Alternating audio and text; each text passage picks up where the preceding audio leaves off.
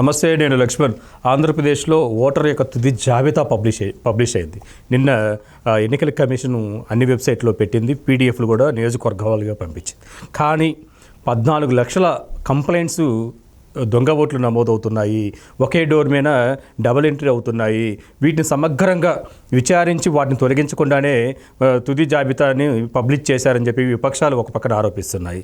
అయితే ఇప్పుడు పబ్లికేషన్ చేసిన దాంట్లో ఇంకా డూప్లికేట్స్ ఓట్స్ ఉన్నాయా, ఇంకా జీరో డోర్ నెంబర్ మీద ఇంకా ఓట్లు ఉన్నాయా, వాటిని తొలగించాల్సిన అవసరం ఉందా, అయితే అవసరం ఉంటుందా లేకపోతే అవకాశం ఉంటుందా లేదా అనేక అంశాలపైన మనతో మాట్లాడడానికి ప్రముఖ రాజకీయ విశ్లేషకులు, సీనియర్ జర్నలిస్టు సత్యమూర్తి గారు మనతో అందుబాటులో ఉన్నారు. ఆయనతో మాట్లాడే ప్రయత్నం చేద్దాం. సార్ నమస్తే. నమస్కారం అండి. నిన్న తుది జాబితా అయితే పబ్లిష్ చేయడం జరిగింది.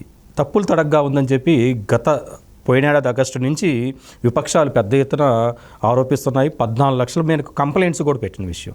కానీ ఎందుకు క్షేత్రస్థాయిలో వెరిఫికేషన్ జరిగిందంటారా? జరిగిన తర్వాతనే తుది జాబితా ఎన్నికల కమిషన్ పబ్లిష్ చేసిందంటారా? దాంట్లో ఉన్న విషయాలు చెప్పండి. ఇప్పుడు ఇందులో ఈ దొంగ ఓటర్ల మీద అంటే ఆంధ్రప్రదేశ్లో చాలా పెక్యులియర్గా జరిగింది. మొత్తం అసలు ఇప్పటి వరకు దేశంలో ఎక్కడా కూడా ఈ తరహాగా దొంగ ఓట్లు చేర్పించడం జరగలేదు. ఎన్నికల కమిషన్ ఇచ్చే ఫామ్ 6ని దుర్వినియోగం చేశారు, ఫామ్ 7ని దుర్వినియోగం చేశారు.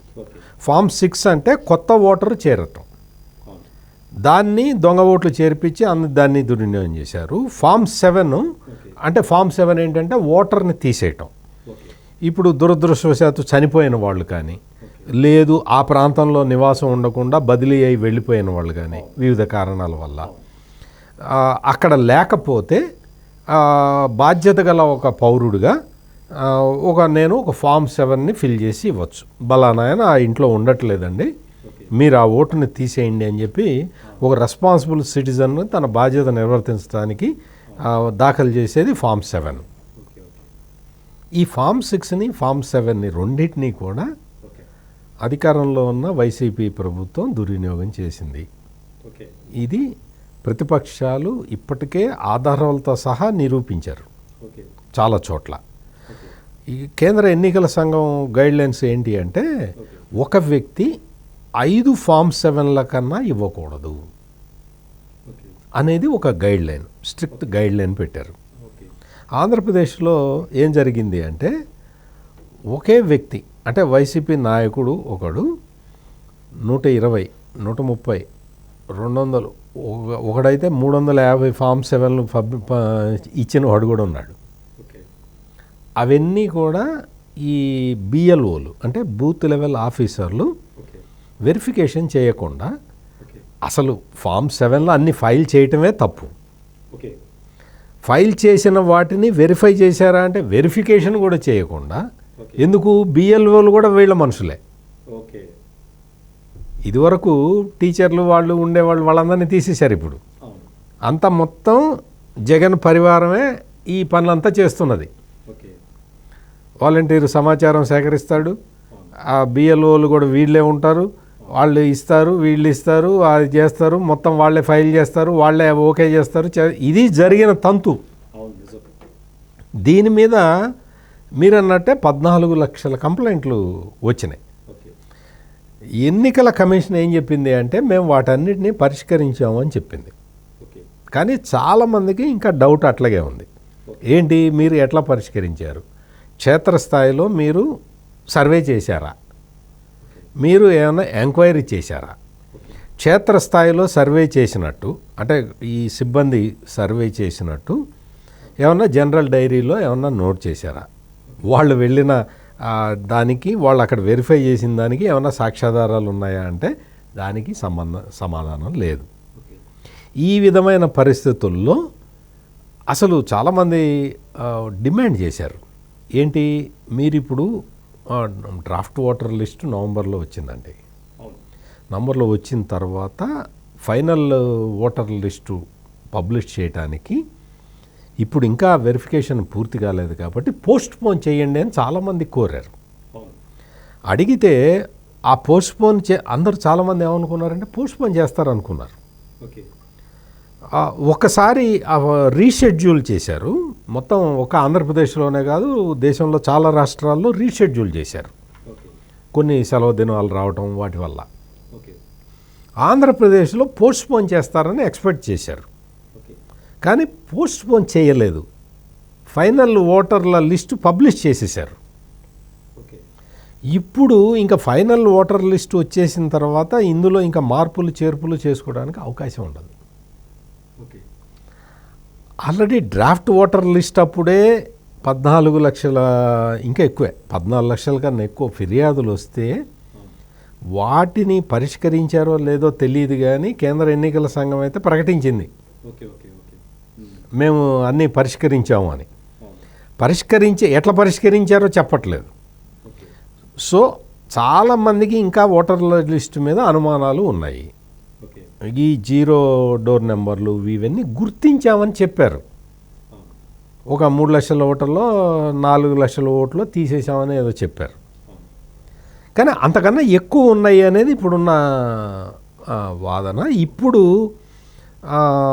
రాష్ట్ర ముఖ్య అధికారి ఉంటారు, CEO, ఎలక్షన్ కమిషన్ CEO, ఆయన చెప్పాడు ఇవన్నీ మేము అన్నీ పరిష్కరించేసాము, కొన్ని పెండింగ్లో ఉంటే వాటిని కూడా పరిష్కరించామని ఆయన చెప్పేశాడు.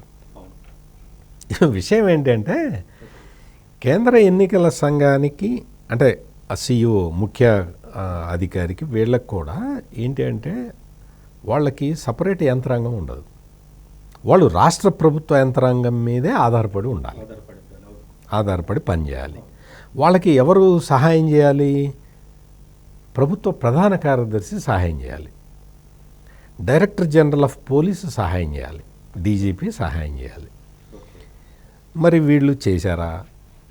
జిల్లా కలెక్టర్లు వాళ్ళు చీఫ్ సెక్రటరీ ఆదేశాల మేరకు నిష్పక్షపాతంగా వాళ్ళు చర్యలు తీసుకోవాలి. తీసుకున్నారా? జిల్లా ఎస్పీలు ఎక్కడ లేదు, అసలు అటువంటిది ఎక్కడ మనకు కనపడదు. ఈ ఎస్పీలు అయితే అంటే పేర్లు చెప్పడానికి నాకేం ఇబ్బంది లేదు, కానీ తడతడకి వాళ్ళ పేర్లు చెప్పుకోవటం కూడా కరెక్ట్ కాదని నేను పేర్లు చెప్పట్లేదు. ఈ ఎస్పీలందరూ కూడా వైఎస్ జగన్మోహన్ రెడ్డి భక్తులు. వైఎస్ జగన్మోహన్ రెడ్డి ఆయనే సెలెక్ట్ చేసినట్టు, ఆయనే వీళ్ళందరికీ IPS చెప్పినట్టు వీళ్ళందరూ భావిస్తుంటారు. ఎందుకు భావిస్తారో నాకు ఇప్పటికీ అర్థం కావట్లా. వాళ్ళకి కలెక్టరు ఒక చోట కాదే ఇంకో జిల్లాకేస్తారు, లేకపోతే సెంట్రల్ గవర్నమెంట్కి డెప్యుటేషన్ మీద వెళ్ళిపోవచ్చు. వాళ్ళ ఉద్యోగానికి ఏమీ ఢోకా ఉండదు. మరి వాళ్ళు ఇంత సాగిలపడి ఎందుకు దండాలు పెడుతున్నారో నాకైతే అర్థం కావట్లా. మనం ఉరవకొండలో చూసుకోవచ్చు, ఉరవకొండ నియోజకవర్గంలో పెద్ద ఎత్తున పర్చూరులో చూసుకోవచ్చు. మొత్తంగా ఒక జిల్లా కలెక్టర్ కూడా సస్పెండ్ అయ్యాడు. అయితే ఇంతమంది అధికారులు సస్పెండ్ అవుతున్నారు, ఓట్లు తొలగించామని చెప్పి రాష్ట్ర ఎన్నికల కమిషన్ చెప్తుంది. ఇంకా నిన్న నైట్ పబ్లిష్ అయింది, ఈరోజు మార్నింగ్కి మా నియోజకవర్గంలో ఇంటి బోగస్ ఓట్లు ఉన్నాయి, డబల్ డోర్స్ నమోదైనాయని చెప్తున్నారు. మరి ఇప్పుడున్న సిచ్యువేషన్లో దాని మీద ఏదన్నా స్పష్టమైన నిర్ణయం తీసుకొని వాటిని కూడా తొలగించే ప్రక్రియ కొనసాగిద్దంటారా? ఇంతటితో ఫైనల్ అంటారా? ఇదే ఫైనల్గా ఉండొచ్చు ఇది. ఇంకా ఎందుకంటే ఫైనల్ ఓటర్ లిస్ట్ వచ్చేసిన తర్వాత ఎవరేం చేయలేరు. మరి తెలుగుదేశం వాళ్ళైతే చాలా కంప్లైంట్లు చేశారు. మీరన్నట్టు ఉరవకొండలో ఎమ్మెల్యే పయ్యావుల కేశవ్ చేసిన పోరాటంతో 2 CEO స్థాయి అధికారులు సస్పెండ్ అయ్యారు. దాదాపుగా ఒక 8-9 మంది బూత్ లెవెల్ ఆఫీసర్లని సస్పెండ్ చేశారు. తర్వాత ప్రకాశం జిల్లాలో ఒక 4 పోలీసు అధికారులు వాళ్ళు దొంగ ఓట్లు చేర్పిస్తుంటే వాళ్ళని సస్పెండ్ చేశారు. ఇది అంతా జరిగిన తర్వాత ఇప్పుడు లేటెస్ట్గా ఏంటి అంటే తిరుపతి లోక్సభ ఉప ఎన్నిక జరిగింది. ఆ ఉప ఎన్నిక సందర్భంగా అక్కడ అప్పుడు కలెక్టర్గా పనిచేసిన IAS అధికారి గిరీష, ఆయన 30,000 దొంగ ID కార్డులు, ఓటర్ గుర్తింపు కార్డులని ఆయన ప్రింట్ చేసి ఇచ్చాడు. ఆయన సస్పెండ్ చేశారు. ఒక తహసీల్దార్ని, ఒక డిప్యూటీ తహసీల్దార్ని కూడా సస్పెండ్ చేశారు. నేననే పాయింట్ ఏంటంటే ఇప్పుడు ఎప్పుడో తిరుపతి లోక్సభ ఉప ఎన్నిక జరిగితే ఇప్పుడు చర్యలు తీసుకున్నారు. మరి ఇప్పుడు అవకతవకలకి పాల్పడ్డ వాళ్ళ మీద ఎప్పుడు యాక్షన్ తీసుకుంటారు? వచ్చే ఎలక్షన్లుగా? ఈ ప్రశ్న చాలామంది అడుగుతున్నారు. ఇది ప్రధానమైన సమస్య. ఈ సమస్యని పరిష్కరించకుండా ఓటర్ల జాబితాలు తయారు చేస్తే ఓటర్ పోలింగ్ మీద నమ్మకం ఉండదు, ఎలక్షన్ మీద నమ్మకం పోతుంది. దీని మీదే సిటిజన్స్ ఫర్ డెమోక్రసీ వాళ్ళు చాలా ఫైట్ చేశారు, వాళ్ళు ఇంకా ఫైట్ చేస్తూనే ఉన్నారు. చూడాలి ఎన్నికలు ఎట్లా జరుగుతాయో చూడాలి. ఇది తుది జాబితా ఏదైతే ముసాయిదా ముద్రించారో దానిపైన వస్తున్న విమర్శలు. మరొక అంశంతో మళ్ళీ కలుద్దాం.